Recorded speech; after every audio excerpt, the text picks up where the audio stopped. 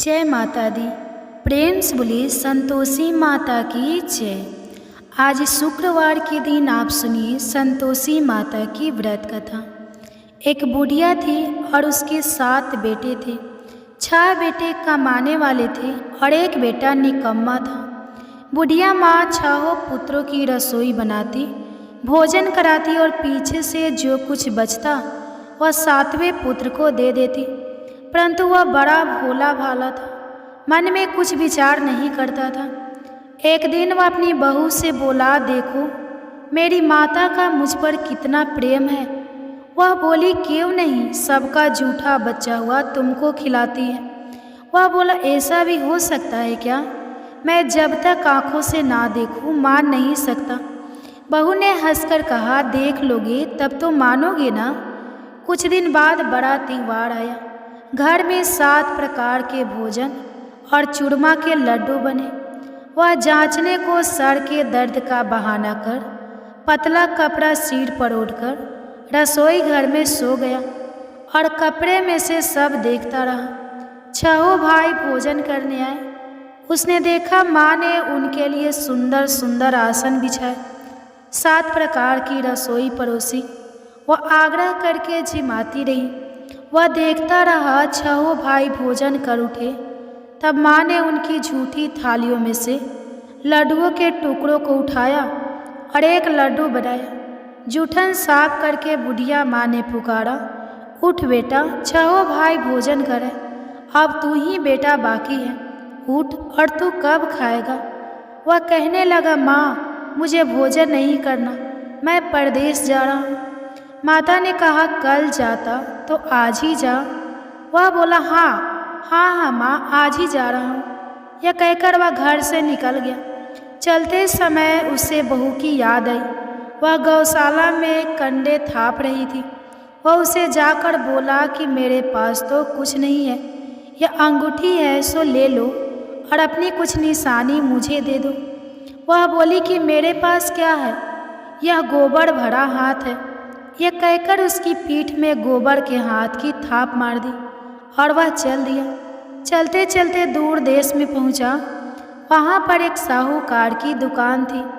वहाँ जाकर बोला, भाई मुझे नौकरी पर रख लो। साहूकार को नौकर की ज़रूरत थी। साहूकार उससे बोला, तू नौकरी पर रह जा। लड़के ने पूछा, तनख्वाह क्या रहेगी? साहूकार ने कहा, काम देखकर दाम मिलेंगे। साहूकार की नौकरी मिल गई। वह सवेरे 6 बजे से रात्रि 12 बजे तक नौकरी करने लगा। कुछ दिनों में दुकान का लेन देन, हिसाब किताब, ग्राहकों को माल बेचना, सारा काम करने लगा। साहूकार के 7-8 नौकर थे। वे सब चक्कर खाने लगे कि यह नया नौकर बहुत होशियार बन गया है। सेठ ने भी काम देखा और 3 महीने के अंदर ही उसे मुनाफे का साझेदार बना लिया। 12 वर्ष में वह नामी सेठ बन गया और मालिक सारा कारोबार उस पर छोड़कर बाहर चला गया। अब बहू पर क्या बीती वह सुनो। सास ससुर उसे दुख देने लगे। सारी गृहस्थी का काम करा के उसे लकड़ी लेने जंगल में भेजते। इस बीच घर की रोटियों के आटे से भी जो भूसी निकलती, उसकी रोटी बनाकर रख दी जाती और फूटे नारियल की नरेली में पानी। इस तरह दिन बीतते रहे। एक दिन वह लकड़ी लेने जा रही थी कि रास्ते में बहुत सी स्त्रियां संतोषी माता का व्रत करती दिखाई दी। वहाँ यह खड़ी होकर कहने लगी, बहनों, यह तुम किस देवता का व्रत करती हो और इसके करने से क्या फल होता है? इस व्रत के करने की क्या विधि है? यदि तुम अपने इस व्रत का विधान मुझे समझाकर कहोगी तो मैं तुम्हारा बड़ा एहसान मानूंगी। तब उनमें से एक स्त्री बोली, सुनो, यह संतोषी माता का व्रत है। इसके करने से निर्धनता, दरिद्रता का नाश होता है, लक्ष्मी आती है, मन की चिंताएं दूर होती है, घर में सुख होने से मन को प्रसन्नता और शांति मिलती है, निपुत्री को पुत्र मिलता है, प्रीतम बाहर गया हो तो शीघ्र आता है, कुंवारी कन्या को मनपसंद वर मिलता है, राज्य द्वार में बहुत दिनों से मुकदमा चलता हो तो वह भी खत्म होता है, कलह क्लेश की निवृत्ति हो, सुख शांति हो, घर में धन जमा हो, पैसा जायदाद का लाभ हो और भी मन में जो कुछ कामना हो वह सब इस संतोषी माता की कृपा से पूरी होती है। स्त्री कहने लगी, 1.25 आने का गुड़ चना लेना, इच्छा हो तो 5.25 आने का लेना या 1 रुपया का भी सहूलियत के अनुसार ही लेना। बिना परेशानी, श्रद्धा और प्रेम से जितना भी बन सके सवाई लेना। 5.25 पैसे से 5.25 आने तथा इससे भी ज़्यादा शक्ति और भक्ति के अनुसार ले लेना। हर शुक्रवार को निराहार रहकर कथा कहना और सुनना।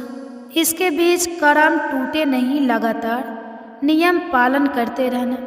सुनने वाला कोई ना मिले तो घी का दीपक जलाकर उसके आगे जल के पात्र को रखकर कथा कहना, परंतु नियम ना टूटे। जब तक कार्य सिद्ध न हो नियम पालन करना और कार्य कर सिद्ध हो जाने पर व्रत का उद्यापन करना। 3 मास में माता फल पूरा करती है। यदि किसी के खोटे ग्रह हो तो भी माता 1 वर्ष में अवश्य कार्य सिद्ध करती है। कार्य सिद्ध होने पर ही उद्यापन करना चाहिए, बीच में नहीं करना चाहिए। उद्यापन में 2.5 सेर आटे का खाजा तथा इसी अनुसार से खीर तथा चने का साग बनाना। 8 लड़कों को भोजन कराना। जहाँ तक मिले देवर, जेठ, भाई, बंधु, कुटुंब के लड़के लेना। ना मिले तो रिश्तेदारों और पड़ोसियों के लड़के बुलाना। उन्हें भोजन कराकर यथाशक्ति दक्षिणा देना और माता का नियम पूरा करना।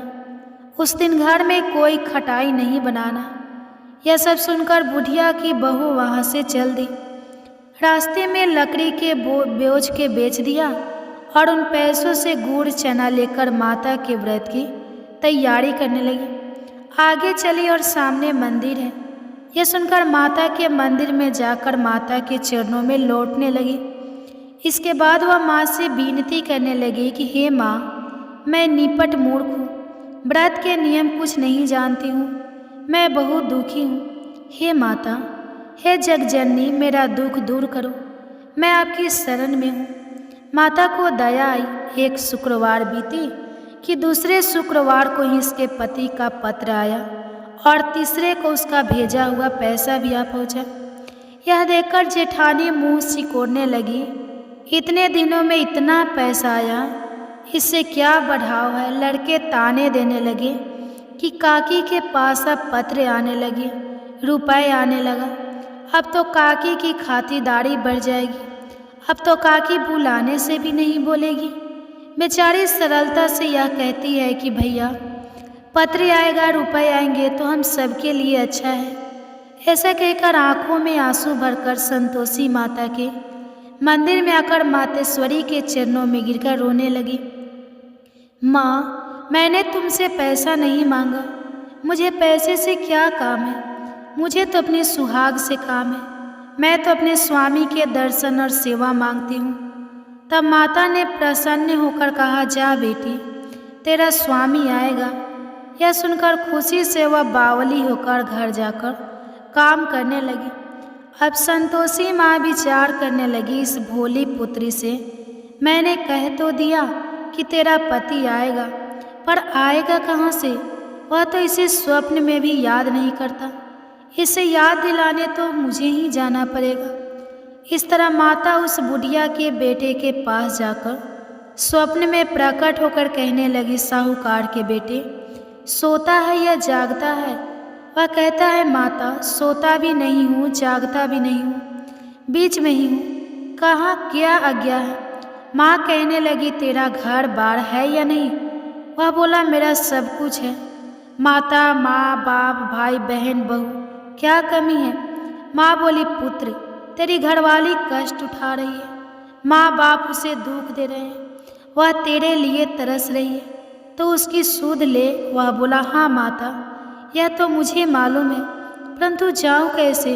परदेश की बात है, लेन देन का कोई हिसाब नहीं, कोई जाने का रास्ता नज़र नहीं आता, कैसे चला जाऊँ?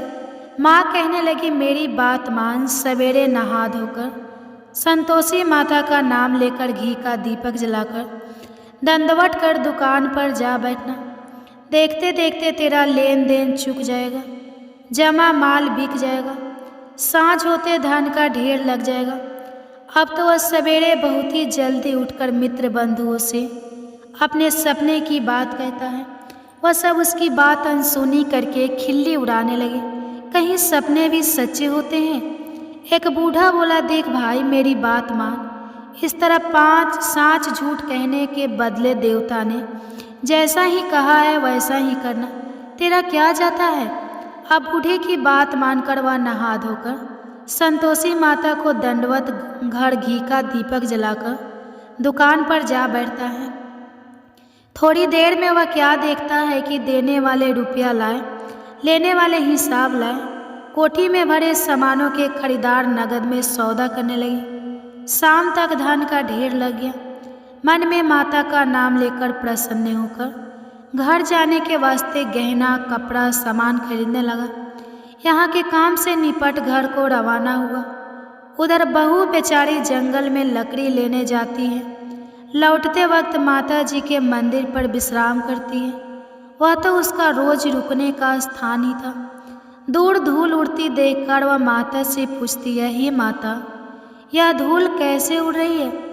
माँ कहती है, हे पुत्री तेरा पति आ रहा है। अब तू ऐसा कर, लकड़ियों के 3 बोझ बना ले। एक नदी के किनारे रख, दूसरा मेरे मंदिर पर और तीसरा अपने सिर पर रख। तेरे पति को लकड़ी का गड्ढा देखकर मोह पैदा होगा। वह यहाँ रुकेगा, नाश्ता पानी बनाकर खाकर माँ से मिलने जाएगा। तो लकड़ी का बोझ उठाकर जाना और बीच चौक में गड्ढा लाकर 3 आवाज़ें जोर से लगाना। लो सासू जी, लकड़ियों का गट्ठा लाई हूँ, भूसी की रोटी दो, नारियल के खोपड़ी में पानी दो। आज कौन मेहमान आया है। माँ की यह बात सुनकर बहुत अच्छा माता जी कहकर प्रसन्न मन होकर लकड़ियों के 3 गट्ठे ले एक नदी के तट पर एक माता के मंदिर पर रखा। इतने में ही वह मुसाफिर आ पहुँचा। सूखी लकड़ी देखकर उसकी इच्छा हुई कि अब यहीं निवास करे और भोजन बनाकर खा पीकर गांव जाए। इस प्रकार भोजन बनाकर विश्राम लेकर गांव को गया। उसी समय बहू सिर पर लकड़ी का गट्ठा लिए आती है। उसे आंगन में डालकर जोर से 3 आवाज़ देती है। लो सासू जी, लकड़ी का गट्ठा लो, भूसी की रोटी दो, नारियल के खोपड़े में पानी दो। आज कौन आया है।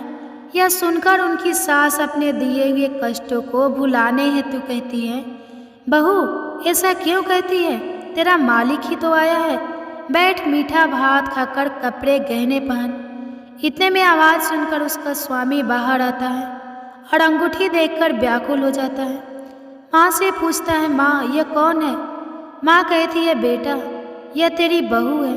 आज 12 वर्ष हो गए जब से गया है, तब से सारे गांव में जानवर की तरह भटकती फिरती है। काम काज घर का कुछ करती नहीं, 4 समय आकर खा जाती है। अब तुझे देखकर भूसी की रोटी और नारियल के खोपड़े में पानी मांगती है। वह लज्जित होकर बोला, ठीक है माँ, मैंने इसे भी देखा और तुम्हें भी। अब मुझे दूसरे घर की चाबी दो तो मैं उसमें रहूँगा। ठीक है बेटा, जैसी तेरी मर्जी। यह कहकर माँ ने चाबी का गुच्छा उसे दे दिया। उसने लेकर दूसरे कमरे को खोलकर सारा सामान जमाया और एक दिन में ही वहाँ राजा के महल जैसा ठाठ बाट बन गया। अब क्या था, वह सुख भोगने लगी। इतने में अगला शुक्रवार आया। उसने अपने पति से कहा, मुझे माता का उद्धापन करना है। उसका पति बोला, बहुत अच्छा, कर लो, अपनी खुशी से यह भी कर लो। तुरंत ही वह उद्धापन की तैयारी करने लगी। जेठ के लड़के को भोजन के लिए कहने लगी। उसने मंजूर किया, परंतु पीछे जेठानी अपने बच्चों को सिखाती है, देखो भोजन के समय सब लोग खटाई मांगना, जिससे इसका उद्धापन पूरा ना हो। लड़के खाना खाने आए, खीर पेट भरकर खाई, परंतु बात याद आते ही कहने लगी, हमें कुछ खटाई खाने को दो, खीर खाना हमें भाता नहीं। यह देखकर आरुचि होती है। बहू कहने लगी, खटाई किसी को नहीं दी जाएगी, यह तो संतोषी माता का प्रसाद है। लड़के उठकर खड़े हुए और बोले, पैसे लाओ। भोली बहू कुछ जानती नहीं थी, सो उन्हें पैसे दे दिए। लड़के उसी समय उठकर इमली लेकर खाने लगे। यह देखकर बहू पर माता ने कोप किया। राजा के दूत उसके पति को पकड़ कर ले गए और जेठ जेठानी मनमाने खोटे वचन कहने लगे। लूट लूट कर धन इकट्ठा कर लाया था, सो राजा के दूत उसे पकड़ कर ले गए हैं। अब सब मालूम हो जाएगा जब जेल की रोटी खाएगा। बहू से यह वचन सहन नहीं हुआ। रोती रोती माता के मंदिर में गई और बोली, हे माता, तुमने यह क्या किया? हंसाकर क्यों रुलाती हो? माता बोली, पुत्री, तूने उद्धापन करके मेरा व्रत भंग किया, इतनी जल्दी सब बातें भुला दी। वह कहने लगी, माता, भूली तो नहीं हूँ, ना कुछ अपराध किया है। मुझे तो लड़के ने भूल में डाल दिया, मैंने भूल से उन्हें पैसे दे दिए, मुझे क्षमा करो माँ। माँ बोली, ऐसी भी कहीं भूल होती है? वह बोली, माँ, मुझे माफ़ कर दो, मैं फिर तुम्हारा उद्धापन करूँगी। माँ बोली, अब भूल मत करना। वह बोली, अब भूल नहीं होगी माता। अब बताओ वे कैसे आएंगे? माँ बोली, जा पुत्री, तेरा मालिक तुझे रास्ते में ही आता मिलेगा। वह निकली, रास्ते में आते पति उसका आते मिला तो उसने पूछा, तुम कहाँ गए थे? वह कहने लगा, इतना धन जो कमाया है उसका टैक्स राजा ने मांगा था, वह भरने गया था। वह प्रसन्न होकर बोली, अच्छा हुआ, अब घर चलो। कुछ दिन बाद फिर शुक्रवार आया तो बोली, मुझे माता का उद्धापन करना है। पति ने कहा, कर लो। वह फिर जेठ के लड़के को भोजन को कहने लगी तो जेठानी ने एक दो बातें सुनाई और लड़के को सिखा दिए कि तुम पहले ही खटाई मांग लेना। लड़के कहने लगे कि हमें खीर खाना नहीं भाता, कुछ खटाई खाने को दो।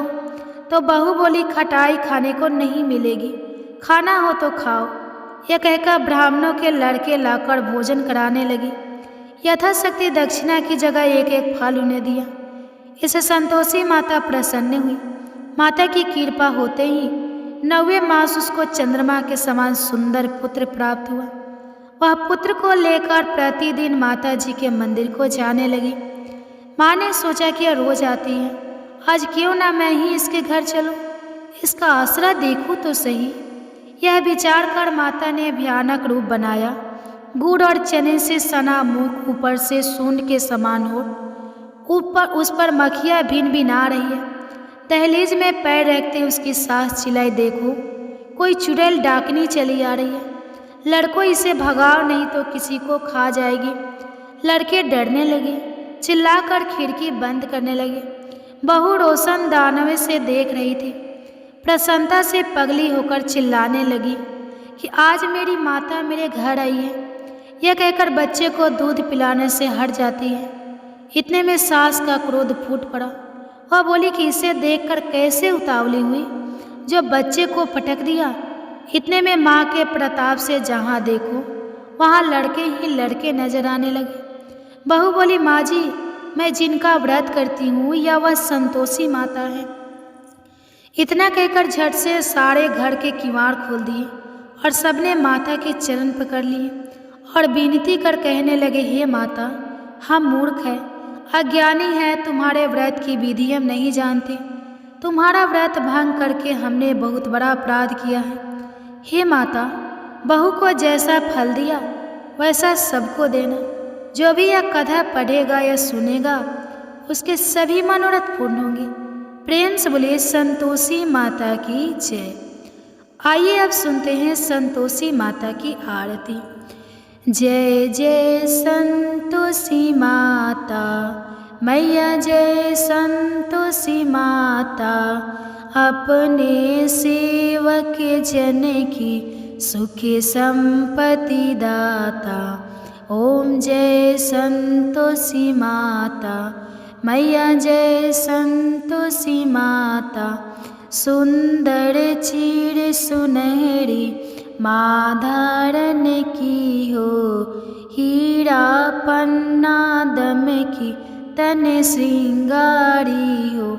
ओम जय संतोषी माता मैया, जय संतोषी माता, गेरू लाल छटावन छवि बदन कमल सोहे, मंद हसत करुणामय, मंद हसत करुणामय, त्रिभुवन जन मोहे। जय संतोषी माता। ओम जय संतोषी माता। स्वर्ण सिंहासन बैठी चवड़े ढूरे प्यारे, धूप दीप मधुमेवा भोग धरे न्यारे। ओम जय संतोषी माता। मैया जय संतोषी माता। गुण अरुचिना परम प्रिय, माँ में संतोष कियो संतोषी कहलाए। भक्तन वैभव दियो। ओम जय संतोषी माता। मैया जय संतोषी माता। शुक्रवार प्रिय मानत आज दिवस सो भक्त मंडली छाई, गाथा सुनत मोही। ओम जय संतोषी माता। मैया जय संतोषी माता। मंदिर जगमगे ज्योति, मंदिर जगमगे ज्योति, मंगल ध्वनि छाई। विनय करे हमें बालक, विनय करे हमें बालक, चरण में सिर नाई। ओम जय संतोषी माता। मैया जय संतोषी माता। भक्ति भाव में पूजा अंगीकृत कीजिए, जो मन बसे हमारी इच्छा फल दीजिए। ओम जय संतोषी माता। मैया जय संतोषी माता। दुखी दूर दरिद्री रोगी संकट मुक्त कियो, बहुधन धाने भरे घरे सुख सौभाग्य दिए। ओम जय संतोषी माता। मैया जय संतोषी माता। ध्यान धरियो जिसे जननी मन वांछित फल पाया, पूजा कथा श्रवण कर घरे आनंद आया। ओम जय संतोषी माता। मैया जय संतोषी माता। शरण गहे की लज्जा रखियो जगदम्बे, संकट तू ही नियारे दया माई अम्बे। ओम जय संतोषी माता। मैया जय संतोषी माता। संतोषी माँ की आरती जो कोई नर गावे, मैया जो कोई नर गावे, रिद्धि सिद्धि सुख संपत्ति जी भर कर पावे। ओम जय संतोषी माता। मैया जय संतोषी माता। ओम जय संतोषी माता। मैया जय संतोषी माता। प्रेम से बोलिए संतोषी माता की जय। आपको आज की कथा पसंद आए तो वीडियो को लाइक करके चैनल को ज़रूर सब्सक्राइब करिएगा और कमेंट्स में संतोषी माता की जय भी जरूर लिखिएगा। इसी के साथ आज आप हमारे चैनल पर और भी कथाएं सुन सकते हैं। ठीक है, तो प्रेम से बोलिए संतोषी माता की जय।